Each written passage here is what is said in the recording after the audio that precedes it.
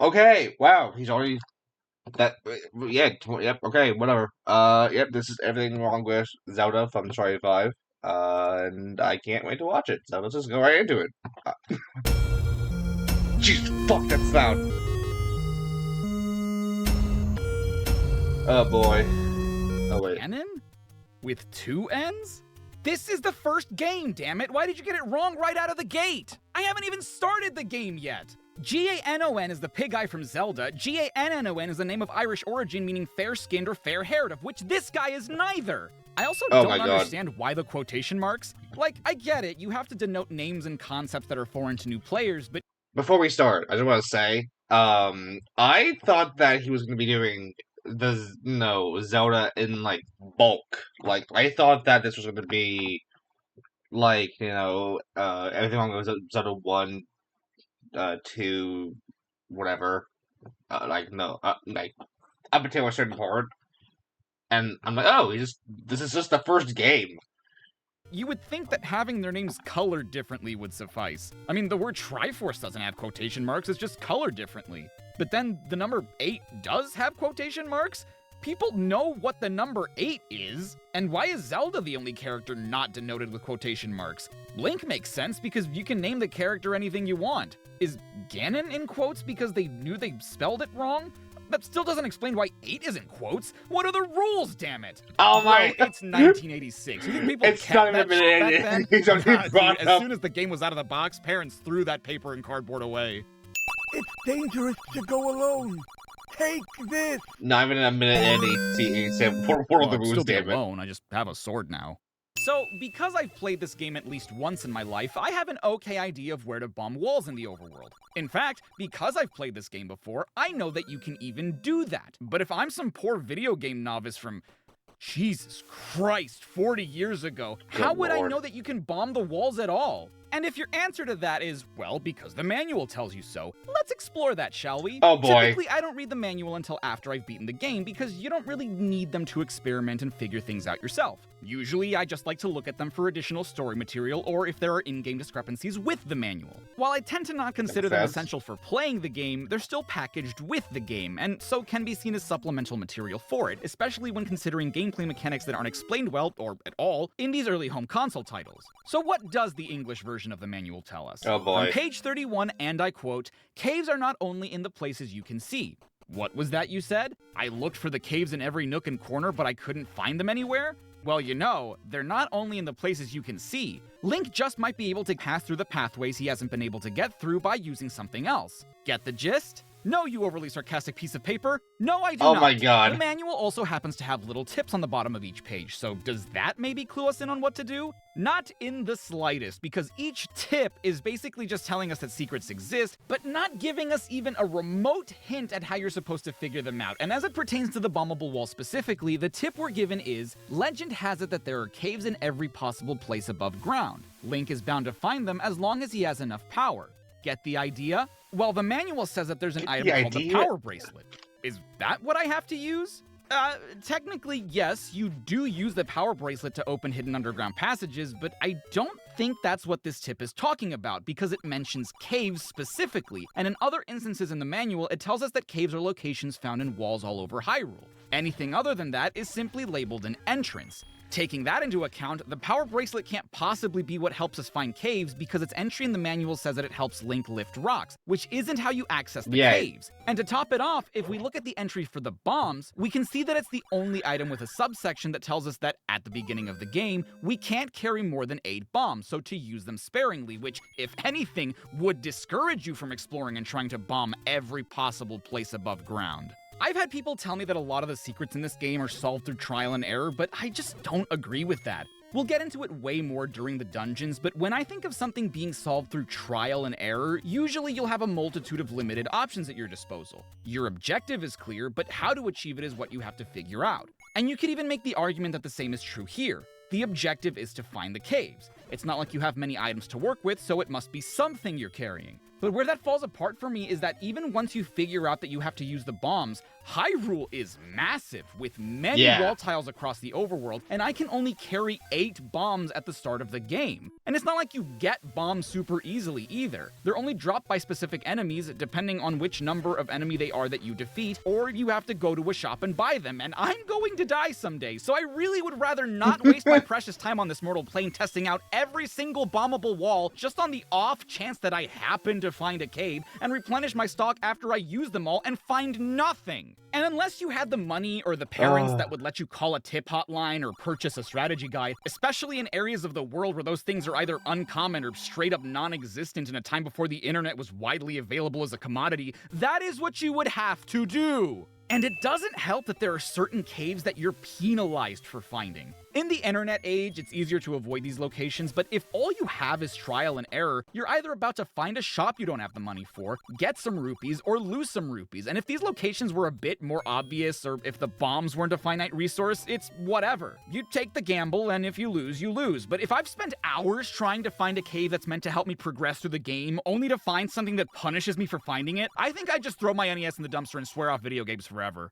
And to add insult to injury, since I never encountered one in my playthrough, I had to go back and capture footage of a door repair cave, which was incredibly easy because one of the enemies that drops bombs just so happens to be in the same area as one of those caves. So imagine if this was your first exposure to finding a secret in this game. With negative reinforcement, why would I want to find any more caves? Why would I trust interacting with any secret that I find when my earliest exposure to it was punishment? Damn. Hold up. A few moments later. Alright, I'm back. Let's continue. I'm sorry. What? What? How are you supposed to know this is exposure to it was punishment? Oh, that's bullshit. I'm sorry. What? How are you supposed to know this is here? You As far as I know, nobody tells you that you can just walk through walls. But don't worry, we'll talk more about that later. It's pretty well known that in the first game, a lot of the NPC dialogue is either awkward, cryptic, useless, or a combination of all three, mostly due to the limited character space for them.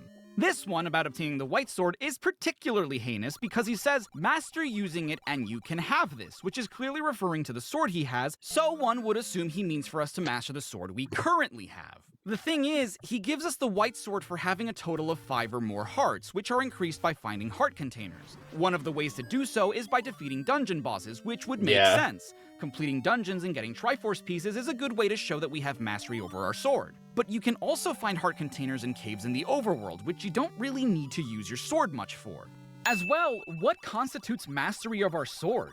Beyond these words, we're never told how to prove our worth. Because it's not dependent on Triforce pieces, which, like I said, means that it's not dependent on beating dungeons. And even if either of those were the case, how many do I need to beat before I can have the sword? Am I expected to keep trekking back here just to see if I earned it or not?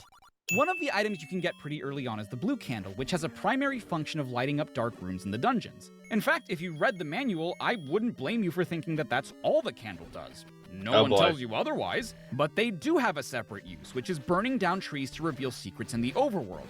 And again, like the bombs in the caves, you would have to try every single tree in order to even find these secrets. However, unlike the bombs, which are an expendable resource, the blue candle has unlimited uses. The only downside is that you can only use the blue candle once per screen, meaning that if a screen has multiple different trees, you would have to try and burn it down, see that it didn't work, leave the screen, come back, and try a different one.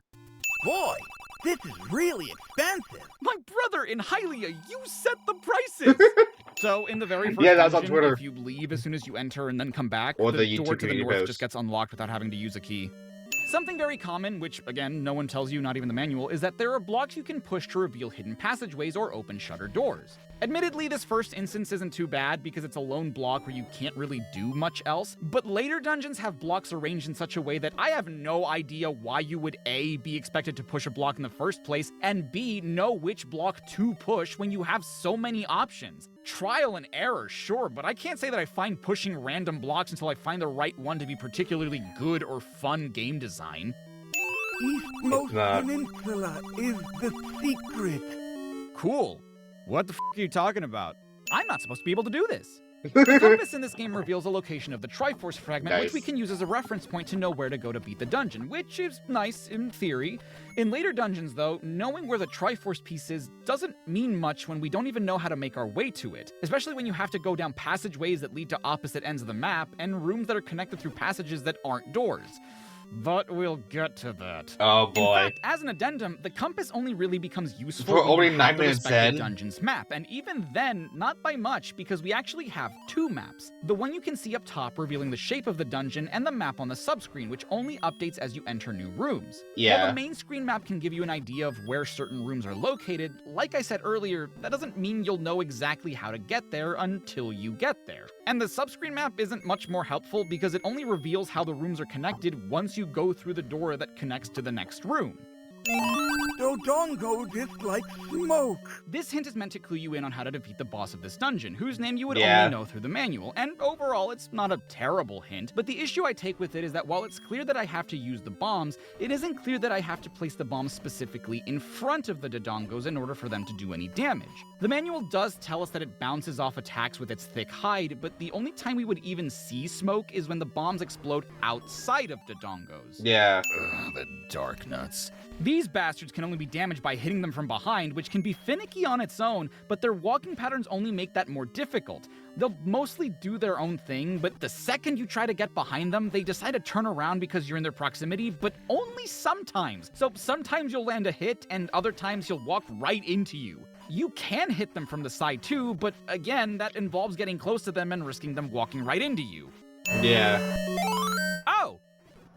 Okay, so Oh! don't freak out. The third dungeon in this game is based on the Japanese character Manji, which is represented by way of what is known as a selvastika, not a svastika. The difference between the two is that svastikas have their arms rotating clockwise, whereas selvastikas have theirs facing counterclockwise. Both are used as symbols of peace, the word svastika coming from Sanskrit and meaning something akin to conducive to well-being. In Hinduism, svastikas represent the sun, whereas salvastikas are meant to represent the night or deeper spirituality. And both symbols have been adopted by different branches of Buddhism over time. That's why it has this meaning in Japan. And because The Legend of Zelda originally had major religious undertones to it, it's not surprising that a symbol that represents spirituality would make its way into the game as a dungeon. The iconography we in the West most associate this symbol with is not only not a salvastika, but it's also rotated at an angle, so no worries, that's not what this is.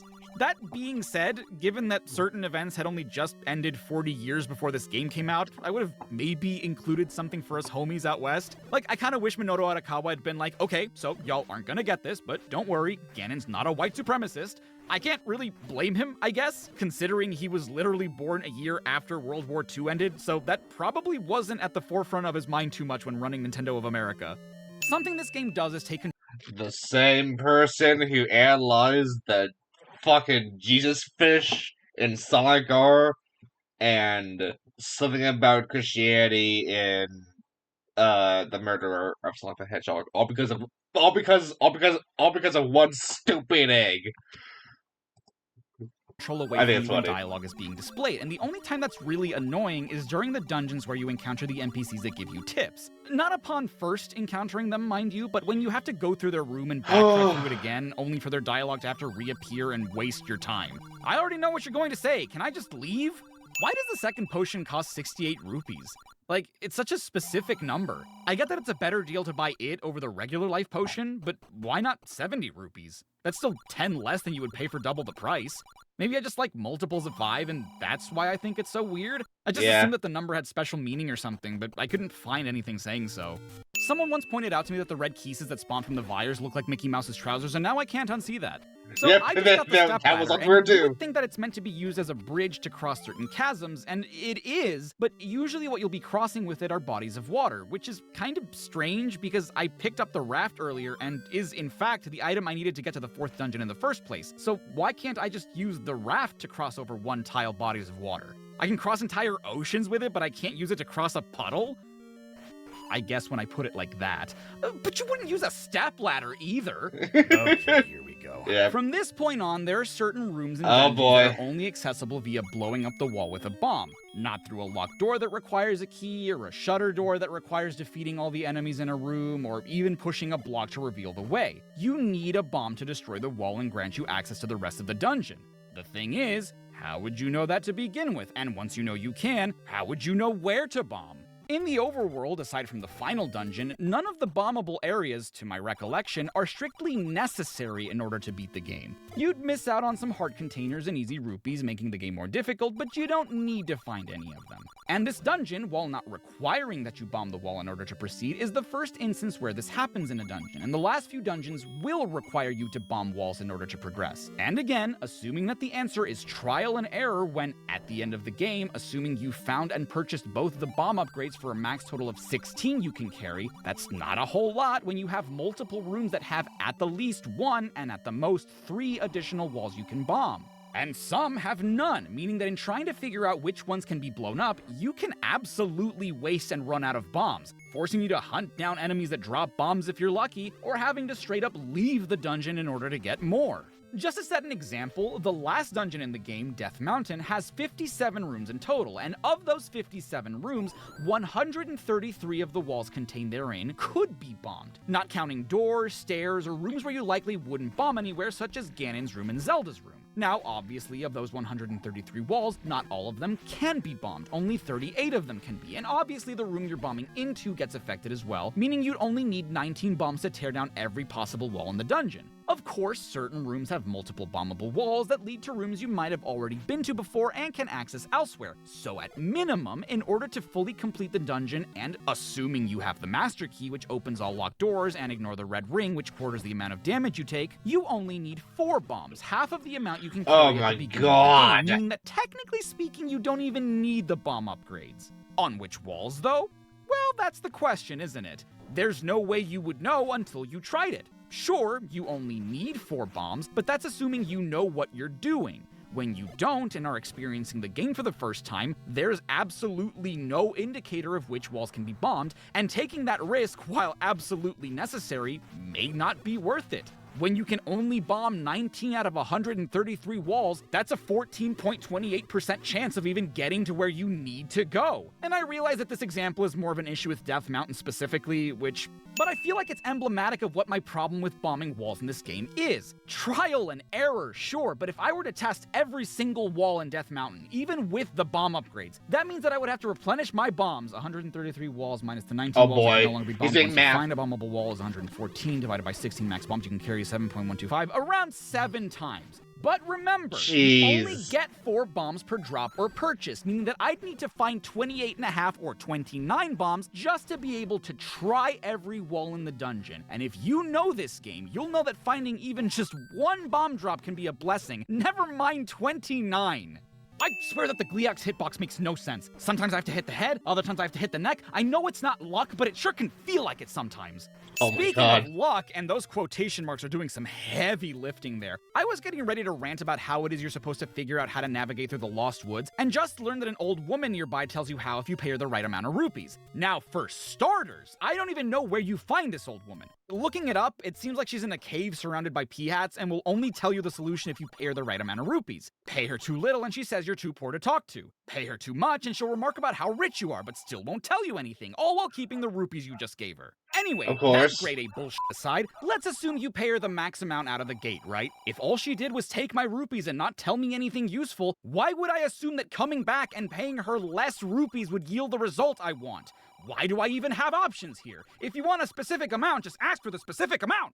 Finding the old man in the graveyard is also something I wasn't sure about how you would know, but I reasoned that since no Genie appear when touching this particular tombstone, there must be a secret here. But there actually is an old woman who tells you about him, and oh, look at that! Free advice! Anyway, not the point. This old man gives you the magical sword, the strongest one in the game, but much like the one that gives you the white sword, again, you're never told that you need at least 12 heart containers to wield it. Even if, at this point, you've clocked that you need the hearts to get the sword, how are you meant to know how many you need? Yeah. The power bracelet is an example of how outdated this game design is. To start, you'll likely have already learned that touching certain Armo statues can reveal hidden locations, so that by itself isn't a huge deal. The problem is that before coming to this area, you'll likely have only encountered the Armos by a handful, so not many options leading to a quick eventual result. In this area, you're likely coming in through the west, after having traversed through the graveyard and passed a whopping 10 of them on a single screen. if you're checking and awakening each one of them meticulously and seeing that you're not getting anything out of it other than a fight with an Armos, why would one think that the last statue of the top row of the next screen is going to have anything? I feel like you wouldn't even risk it at that point. And granted, the power bracelet is an entirely optional item, but how you get it and how you use it both represent this exhaustive design choice of try everything because you'll never know where a secret is.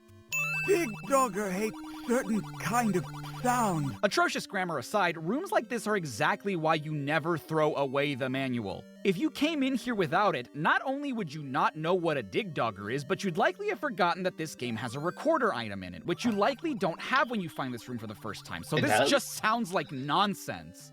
These big-eared, whiskered freaks are the Pulse Voices, enemies that you might notice take a while to be defeated by the sword. Surely, there must be a better way. Checking. Can I just say, I thought that this thing was fucking Morpho Knight.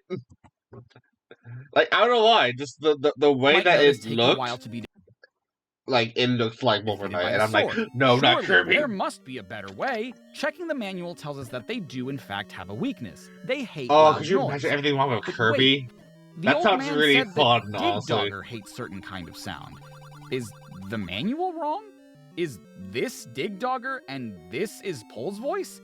Well, see, the manual is wrong, but not in the way you would think. It doesn't get the name of the enemies wrong. That is a Pulse Voice and that is a Dig Dogger. And it's technically not even wrong about Pulse Voice's weakness. It is weak to loud noise in the Japanese version of the game. You see, the Hyrule Fantasy Zeruda no Densetsu was released on the Famicom Disk System, a floppy disk attachment for the Japanese NES. Yeah. Now, the thing about Famicom systems is that they came with both controllers attached to the console, and the Player 2 controller has a unique component to it in the form of a built-in microphone. Originally, what you would do to defeat Pulse Voices would be to make noise into that Player 2 microphone, and the game actually has other Player 2 controller functionalities that are still present in the international versions of the game. But since only the Famicom has that microphone, how do we defeat the Pulse Voices in the West? By playing the recorder near them? That would make sense, right? They hate noise.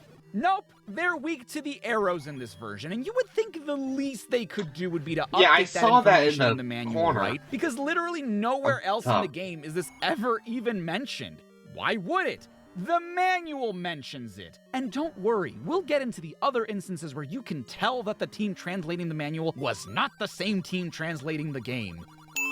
I bet you'd like to have more bombs! Oh, I sure fucking would, especially because I had to defeat 3 Dodongos and bomb 2 walls to find you! Fortunately, the game's not that cruel and gives you more bombs after defeating the Dodongos and puts enemies in your path that are guaranteed to give you bombs, but I hope you knew to have at least 100 rupees before you got here, because otherwise it's back to grinding for you! If you hated Dark Nuts before, now they come in blue! Secret power is said to be in the arrow. What?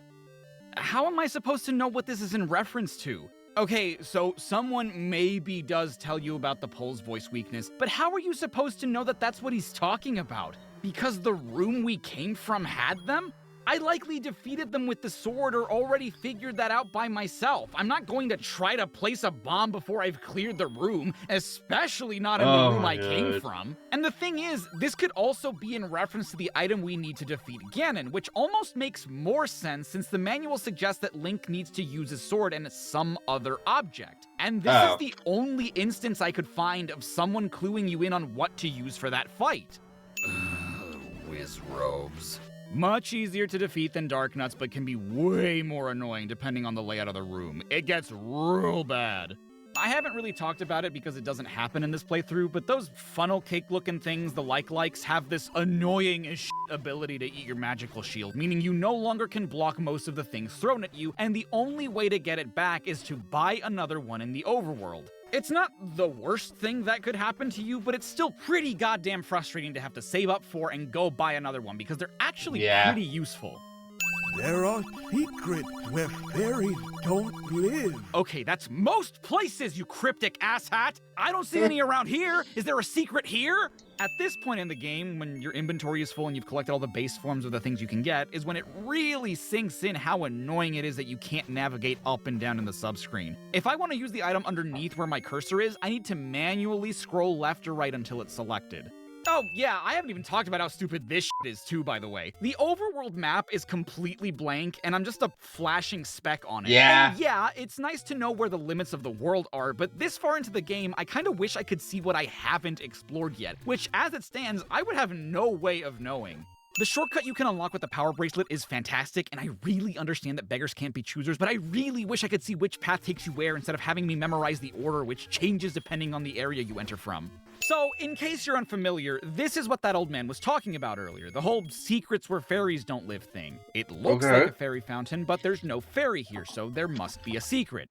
Sure, okay, I guess. But what do I do? Do I bomb the walls? Do I burn down the trees? Is it something to do with the moblin up there? Another option? No, you have to play the recorder here. The problem with this is that if you were to play the recorder anywhere else on the overworld, it would summon a whirlwind that would take you to the previous dungeon you cleared if you're facing left or down, or loops around the dungeons you've cleared in sequential order if you're facing right or up. And aside from one of those footnote tips in the manual, no one clues you in on the fact that this is what you have to do. And wait, the whistle? Why is it called the whistle in the manual, but the recorder in-game? There's an item in this Because game they both sound food that no one atrocious. really explains in the game. I wouldn't blame you for thinking that it's similar to I the would life know. potion that I if used you to use it, play you get recorder. hearts back. But if you were to check the manual to see what it does, it's called the enemy bait in the manual? Why didn't they just call it that in the game? You wouldn't need to have anyone explain it if you just called it that. Anyway, if we check the item's description, it says Link can use this bait to lure the enemy and bump them off as they come to eat it. But watch out, this doesn't work for some of the enemy. For some of the enemy. This doesn't work for some of the enemy. Not my point. Point being, the item can be useful in luring certain enemies away from you if you so choose, but it does have a mandatory purpose in game that no one explains. You need to use it to get past certain Gorias in the dungeons, and the only clue you have is text above them that reads grumble grumble, which I'm guessing is to indicate that their stomach is rumbling because of hunger. And fair enough, but the word grumble is more commonly associated with the act of muttering something under your breath, which is how I originally interpreted this, so my first instinct wasn't to give him something to eat. This room.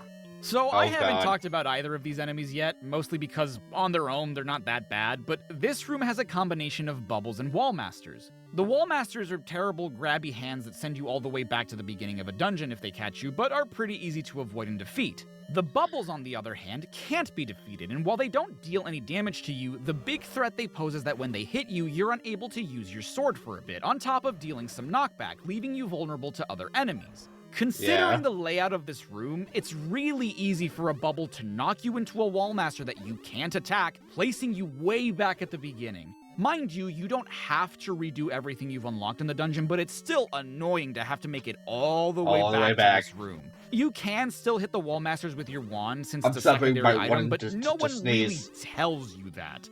Level 8 is found by burning down this one single tree in this forest, and the only hint you get for this is an old man saying, "The secret is in the tree at the dead end," which, if you've played this game, you know means it could be many trees. Also, if you're coming in from the east, I'd hardly call this tree a dead end, considering it's just tucked in one tile from the right.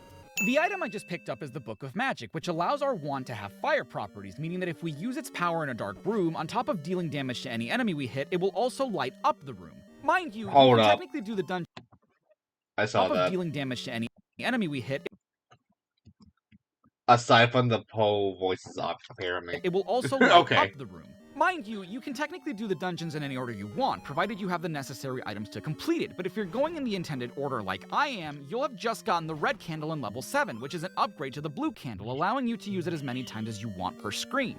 Both the Red Candle and the Book of Magic are, by all accounts, optional items, but the Book of Magic is just an overall more useful upgrade, which by itself is fine. It's the fact that we just got the Red Candle only for it to be immediately replaced functionally in the very next dungeon that I think is silly. I mean, you can get the Blue Candle before you even enter a dungeon, and it doesn't get upgraded until near the end of the game, right before you get an item that makes the upgrade redundant?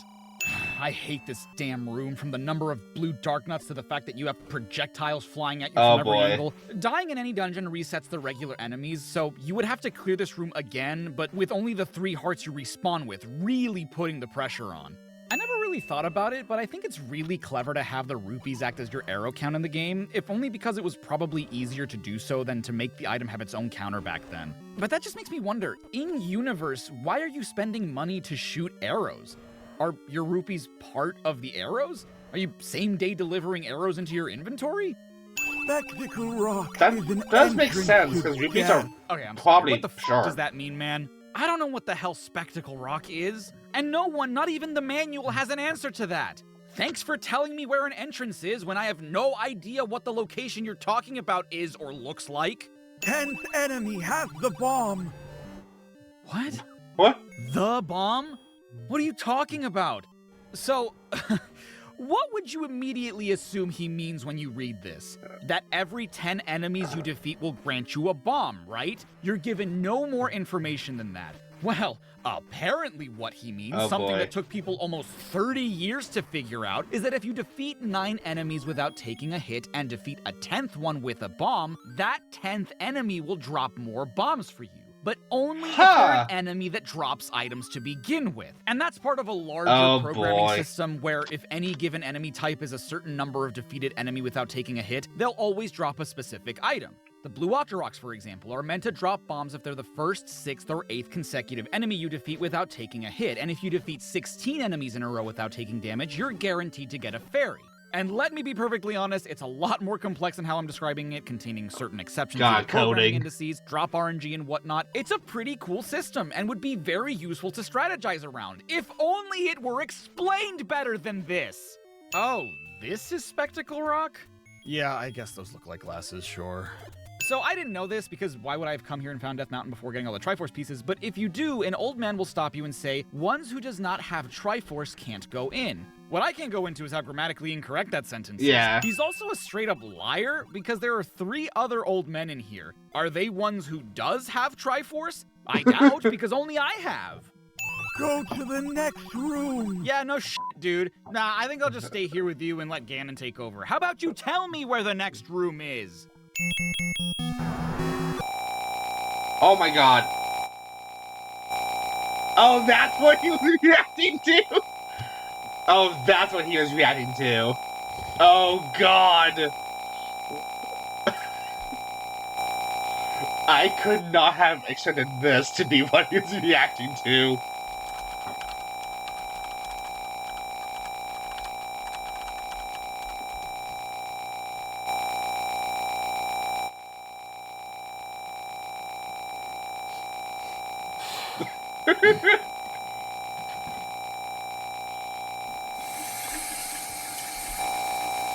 Oh my god!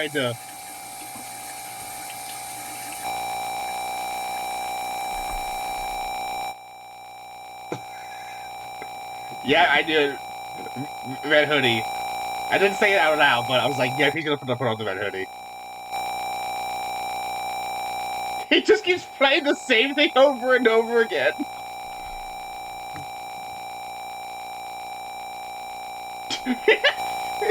He just draws the... Damn. This might be the worst room in the entirety of the first quest. You have blocks. That is one of the best sins I've seen from Char. I know what you mean. To the edges of the room with blue wizrobes that can teleport across How long was that? How long was that? Like, okay, so like roughly like a minute, I guess. Maybe like roughly a minute. Maybe less than a minute, but still, like, holy shit. The orange ones teleporting to wherever you manage to get to and shoot their magic at you unless you get rid of them quickly. And on top of that, you have bubbles making their way around the room, making it even more difficult to attack the blue wizrobes. Your best bet is to eliminate them one by one, leaving and re-entering the room each time you take an orange wizrobe down.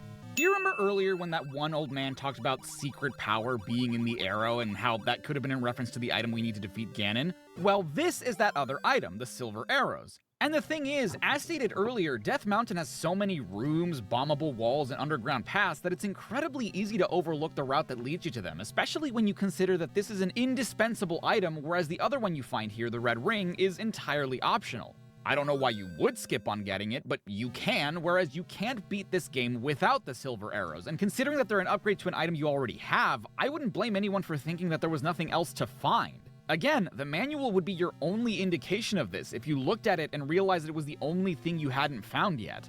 The fight against Ganon is just blatant horseshit. Like, okay, he does have a set pattern, but he's literally invisible while you're meant to dodge beams coming at you from all sides while you figure out where he is, meaning your best course of action is to swing your sword like a dumbass until you just happen to hit the guy. Congratulations, Link, you're the hero of Hyrule. Here's your prize, a seizure. Oh, thank God. You know, when you have a map and a guide and you know what you're doing, The Legend of Zelda for the Nintendo Entertainment System isn't that bad. What the hell is this? Yeah, so when you beat the game once, you unlock what's known as Second Quest, an additional version of the game with all new dungeons, certain new enemy types, and most of the things you collect are now in different locations alongside the dungeons. Let me repeat that. In this additional campaign, despite playing in the exact same Hyrule that you just spent hours becoming familiar with, the locations of certain items, secret rooms, and dungeon locations are completely different. I hope you're ready to bomb every wall and burn down every tree in Hyrule again. Oh my God! A technique that god. becomes indispensable in Second Quest is learning how to take Dodongos out with just one bomb. See, the Dodongo dislike smoke hint doesn't just mean that they're weak to eating bombs, but is likely meant to imply that if you can get a bomb to explode on their face, you can stun them temporarily and defeat them with your sword. The problem is, placing the bomb and timing when it'll explode is pretty difficult when the Dodongos can turn at a moment's notice, meaning that the bomb might explode closer to their body. It's overall way easier to make them eat the bombs. But there is a way to have more control over the timing of the explosion with the recorder, but these are all things you'd have to figure out on your own, and I'm not sure how much they intended for this to be done in the first place.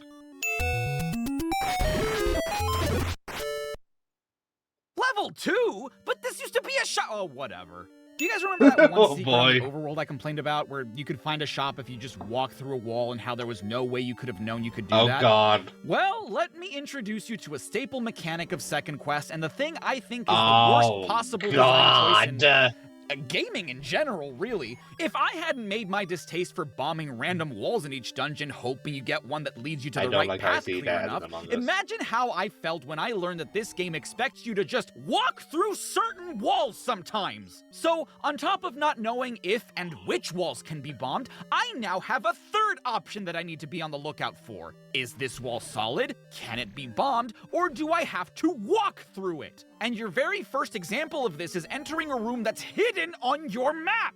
Sure, the room leading into it gives you a modicum of a hint, but why in the mother of f*** and all of its siblings would I think to walk through the wall instead of bombing it? Oh!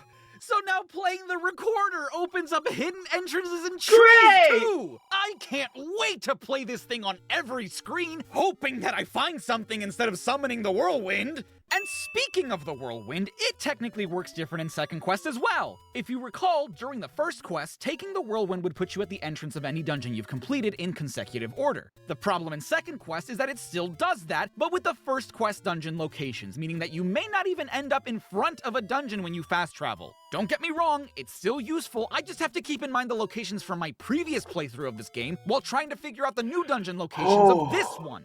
Okay, so Second Quest's level 2 is where a shop was in First Quest, but Second Quest's level 3 is where First Quest's level 2 was, using First Quest's level 7 secret. Okay, sure. And you know what's so funny about Second Quest's level 3? It's the easiest, most straightforward dungeon in the whole game. Like, arguably easier than First Quest's level 1.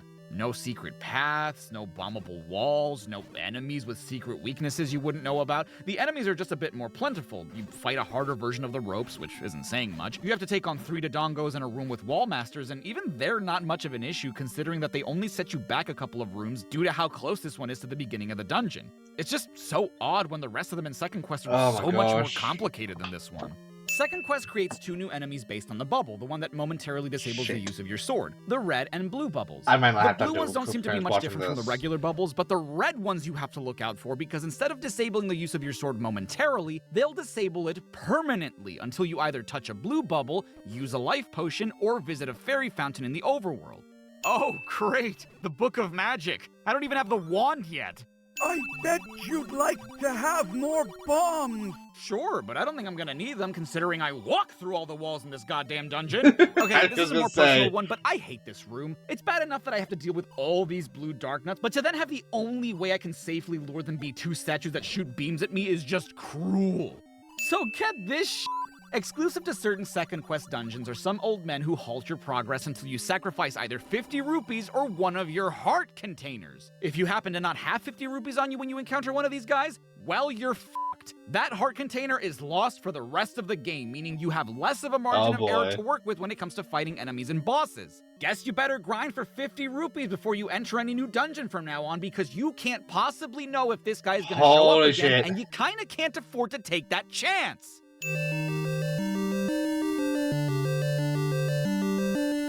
You motherfuckers! I have to do what?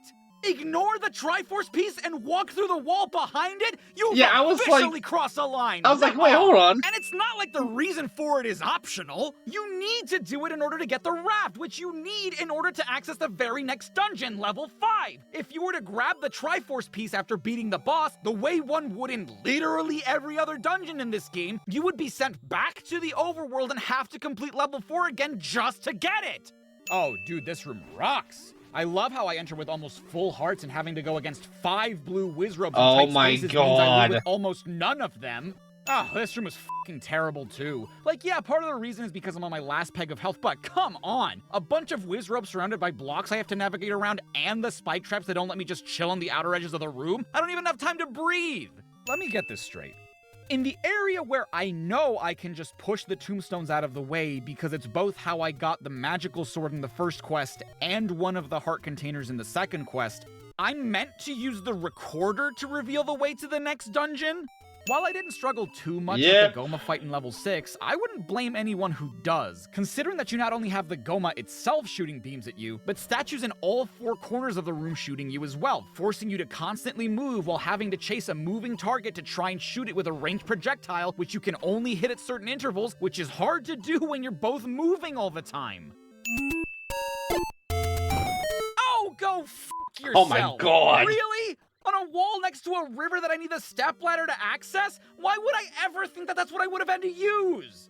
This is supposed to be a red bubble, but for some reason it just took forever to actually spawn. You may have noticed that I did level 8 before I did level 7 in second quest, and to be perfectly honest, it's because the guide I was following suggested to do this, but I also agree with it because level 7 is so much more of a chore to get through due to the concentration of dark nuts in this dungeon. Not to mention, you get quite a number of good items in level 8, such as the Master Key, the final bomb upgrade, and considering that the boss of level 7 is the 4-headed Gleeok, I could really use an extra heart container, especially when I could lose one again, and when the only item I get in this dungeon is the red candle, which, okay. You may have also noticed that the first 5 dungeons of second quest were in the shape of letters, which when rearranged spell out Zelda, leaving dungeons 6, 7, and 8 to just be some generic random shapes. And the reason for that is because the way these dungeons were designed was in a sort of cookie-cutter jigsaw puzzle kind of way, where they plan out the pixel data on a grid ahead of time, starting with a rectangle and carving shapes out of that rectangle. When they realized that the first set of dungeons only occupied...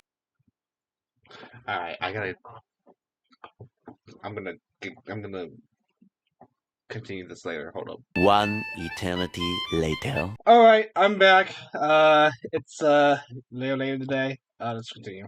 Half of the available memory in the game, they decided to use the latter half for an entirely separate campaign, meaning that, let's go back a little bit. which when rearranged spell out Zelda, leaving dungeons 6, 7, and 8 to just be some generic random shapes. And the reason for that is because the way these dungeons were designed was in a sort of cookie-cutter jigsaw puzzle kind of way, where they plan out the pixel data on a grid ahead of time, starting with a rectangle and carving shapes out of that rectangle. When they realized that the first set of dungeons only occupied half of the available memory in the game, they decided to use the latter half for an entirely separate campaign, meaning that I'm only playing through this game again because the director somehow didn't realize his mistake until the first playthrough was already completed. The entrance to level 9 in second quest really pisses me off, because the way you're supposed to figure this out is by an old man you would have found in level 4 saying if you go in the direction of the arrow, which not only was half the game ago, but what the hell are you supposed to do with that information? If I go in the direction of the arrow, what? And not only that, but it's not like the entrance to the dungeon is at the end of where the arrow is pointing. It's a few tiles before the end. So sure, it is in the direction of the arrow, but that could have meant anything. As well, just because I'm only now finding this out, there's another old man in level 6 that vaguely tells you the location of level 8 by saying south of arrow mark hides a secret. Now, the problem with this is that unless you're looking at the entire map of Hyrule, you may get a bit lost trying to find this, because the only way to go one screen south of the arrow made up of stones is to first go left and around to the river. 2 screens west, 1 screen south, and 2 more east. It doesn't sound like much, but it does end up being a bit of a trek, especially with the Lionels, Zolas, Peahats, and falling rocks you either need to deal with or outright avoid. And apparently this hint isn't much better in Japanese either, because he says something to the effect of north of the lake, but if you go 1 screen south of the entrance, you end up in the Lever Desert, and 1 more screen south is the fairy fountain. Is that what he means? I died 22 times while following a guide. I assure you that I have neither wisdom nor power. I appreciate this painting of Hyrule in the background, but man, is some of this text hard to read. Relying on what Impa had told him, Link has to somehow make his way to Death Mountain. Link might just be able to find out where the mountain is by carefully studying where and when the monsters appear. What? Huh? The hell does that have anything to do with anything? Monsters appear all over Hyrule all the time. Yeah. Sure, certain ones appear in certain areas more often, but that's not what you said. Carry weapons such as boomerangs, etc. to match the enemy. This way, Link can proceed with the fight more effectively. The skill to switch over quickly to the treasure select screen, remember the sub-screen? No? You haven't mentioned it in this manual yet. Oh. And you won't for a few pages. Link's going to have a difficult time trying to destroy Ganon. He's real mean. But even Ganon has his weak point. Some friendly character in the game is sure to tell Link about it. I mean, I guess this is technically how you would know what secret power is said to be in the arrow means, but that's still unbelievably vague. Link has destroyed Ganon and has managed— dude, spoilers, why would you just put that in your manual? First off, use the sword. Link can use his sword to inflict damage on almost all of the enemy. Almost all of the enemy? As Link continues his adventure, he may find lots of magical items. If you don't know how to use them, Link will never be able to get the better of Ganon. Rubies. Rubies are the— rubies? You mean rupees? That's what the game calls them. And that's what the rest of the series calls them, barring a few— sure, let's call them entries. Yeah, I knew if Link the defeats the CDI enemy games. and rescues the fairy who's in their devilish hands, she'll turn all the white hearts red. Incorrect. Only the ones we meet at fountains do that. The ones we rescue from enemies give a lot of health back, sure, and may even replenish all your hearts at the beginning of the game, but the more heart containers you have, the less the fairies are able to fully heal you. Ladder? Yeah. Doesn't the game call it the step ladder specifically? Oh, I see. The one in the manual is my biological ladder. The entry for the power bracelet is a little misleading because it mentions that it lets Link lift giant rocks, which is only technically true. Yeah, it would have been more them. correct to say that it helps him push giant rocks, since that's more what it looks like in-game, but a bigger issue is that one of the threats the manual points out later on is the rocks that fall from Death Mountain. Its entry specifically states that they can't be destroyed, so I wouldn't blame anyone who reads the manual first for thinking that the power bracelet helps getting past parts with the rocks easier and then be super confused as to why you're still getting hurt by them. It might have been a good idea to specify that these aren't the rocks that the power bracelet entry was talking about.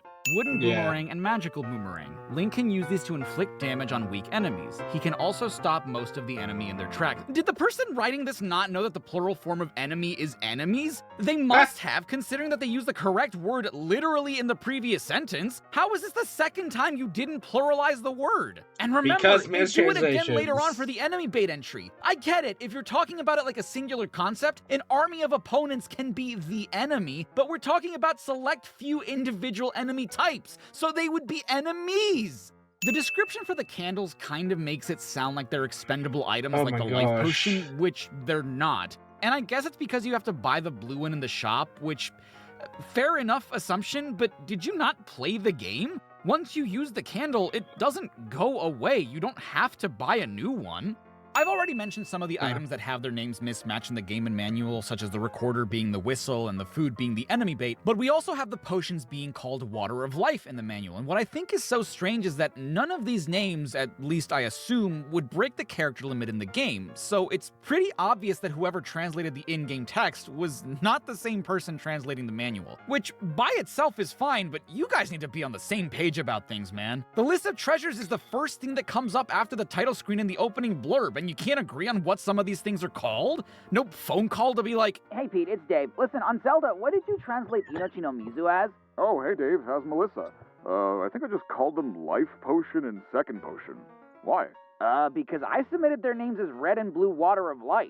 That's stupid. Why would you do that? What do you think Mizu means, you Fluid. A potion's a fluid. Oh my god, Pete. Fine. I'll change it in the opening to say Water of Life. No problem. Yes, problem, Pete, because the game shift this morning. Oh my god, Pete. once he's collected the last Triforce fragment, Link can warp to the entrance to the Ninth God. Labyrinth by blowing the whistle and summoning the whirlwind.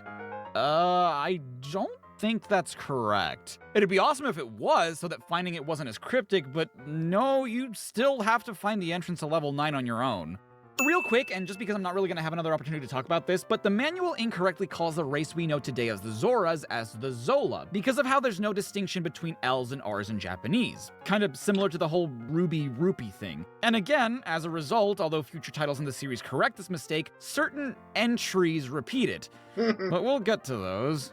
Oh, Manhandla, boy. a large man-eating flower with hands sticking out in all 4 directions. It moves faster as it loses its hands. Sorry, why do you think those are hands? The illustration right next to it clearly shows it with teeth, meaning it has mouths, meaning those are likely heads. Just because they decided to call it a manhandla doesn't mean those are hands.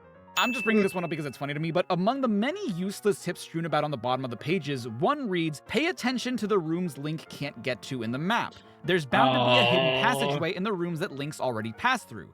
Keep your eyes open. That's really only pertinent for rooms that have blocks in them, and even so, some of those rooms have bombable walls that have no visual indication that that's the case, and sometimes even the map makes it seem like that wouldn't get you anywhere. Speaking of useless tips, so much of them come in the form of the manual teasing you with information, only to tell you that the information is a secret. Like, yeah, no shit, I would have figured out as much once I came across it. If you're not gonna tell me anything Holy useful, shit. just don't mention anything. That's almost worse than if I consulted the manual and found no information at all. It's like, you deliberately knew that this would be a roadblock for players, acknowledge as much in the manual, and then actively don't help them. The last portion of the manual is dedicated to helping first-time players find the first dungeon, which is really nice. But at the end of the first paragraph, it tells you that it's going to teach you how to reach the first Triforce fragment, which is technically not true. Like, yeah, you'll get the Triforce piece if you beat the dungeon, but the manual only guides you to the entrance of level 1. After that, you're on your own. Wow.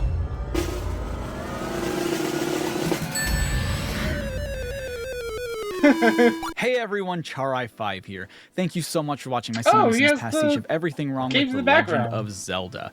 I'm relatively new to the Legend of Zelda series. I just started playing them this year, and in fact I've been doing it as a sort of stream talk about series Bye-Bye. on this channel, so We don't if talk you about want to Bye-Bye. stay up to date with that, you can subscribe and be Baby, notified Bye-Bye. of when I stream next. I'm currently not doing it just because I recorded the first couple of games and wanted to make videos on them before I tackle the 3D stuff. I'm currently about to tackle the 3D stuff once these videos are done and go up. But if you want to check that out, if you want to experience them for the first time with me, because I've never experienced them fully, I know things, bits and pieces of them, but I don't know them in their fullest form. If you want to explore that with me, have a good time, subscribe, hit that bell, stay notified for when I go live next. Question of the video: what is your favorite The Legend of Zelda game? Because I hear so many different opinions from people when it comes to what their favorite is, why it's their favorite. So many different opinions, and every one of them I feel like is valid, except for these first few. But we'll get into that as I've said throughout the video. I can't So wait for far, Hyrule my Warriors. favorite of the first like 7 or so that I've played is probably A Link to the Past, with Link's Awakening coming in a really close second. But so far, those have been my favorites. On screen, you are seeing the names of the wonderful patrons and channel members who decide to contribute monthly to this channel. Their support has been indispensable for me, especially during these long hiatuses where things just come up and I have no control over like when I'm able to upload for you guys. But hopefully I'm able to be a bit more consistent with that. We shall see. In the meantime, you should go check out Cinemasins. They also have sister channels that cover music, videos, brands, and other topics. Like, comment, subscribe, do all those things. Share with people that you think might like these. I don't know what the Zelda space is like on YouTube. I don't think it's is he? I feel There like he is. whenever there's a Zelda tuber, Striking my the guy. fans are there and they're very passionate. But otherwise, it's weird to have someone like me who covers Zelda content only occasionally or like not as their main thing. So yeah, please do share with them, and I will see you guys when we cover Zelda 2: The Adventure of Link. So until then, guys, stay safe, stay boy. awesome. This is Char5 signing off. Boy. Oh, hi everyone in the credits in the end screen. Thanks for watching. There's the subscribers and the patrons on the side. Okay, what the f am I doing?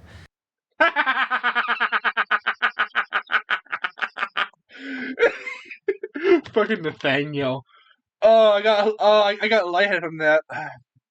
I will say, my favorite Zelda game has got to go to this one, Hyrule Warriors, Definitive Edition, because obviously my name is based off of Lana. It's based off of the character Lana.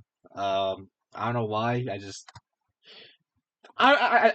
like it. I like Hyrule Warriors. I think next would be Skyward Sword. That's because I had the most bias towards it. People despise the motion controls and all that, but I don't mind it at all personally. Oh, really good video. I'm kind of upset that I didn't watch it like at first, or at least like I know how I have to take a break at first. But it was just good. I liked what you did, and that bit with the hearts. Oh my god, that's great. All right. Well, I am bad. Well, I'm bad. I'm bad with outros, but I can't wait for him to do everything wrong with Hyrule Warriors and Skyward Sword. But it's gonna be a mixture. I'm hoping he has. I'm hoping he does one sim for Hyrule Warriors. No, not Hyrule Warriors. Skyward Sword, because it does perplex me as well. But that's just my take.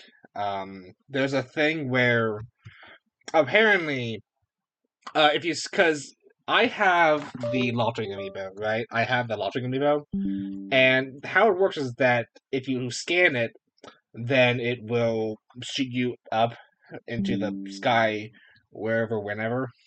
So like for instance, you could be in a dungeon and it'll beam you back up.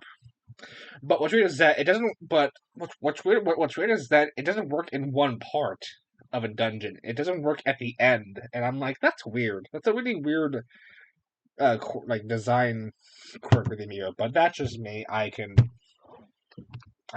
might tell him about it. I'm not sure how I would, because it's weird. He's probably busy making the second one as of now. But yep, I like this video, of course, and as you should check him out, subscribe. What the comments say? Yeah, I said that. I literally said that at the very beginning. Canon refers to the yep. I saw that. Yep. Yep. Yeah. I'm still shocked that this thing came out so like that was so big because I thought that it was gonna be just like not like that. Like I really thought that they was just gonna be like a compilation of games. Nope, it's just the first game. Great. All right, I'm bad. Okay, I'm bad. I'm bad with outros. Okay, bye.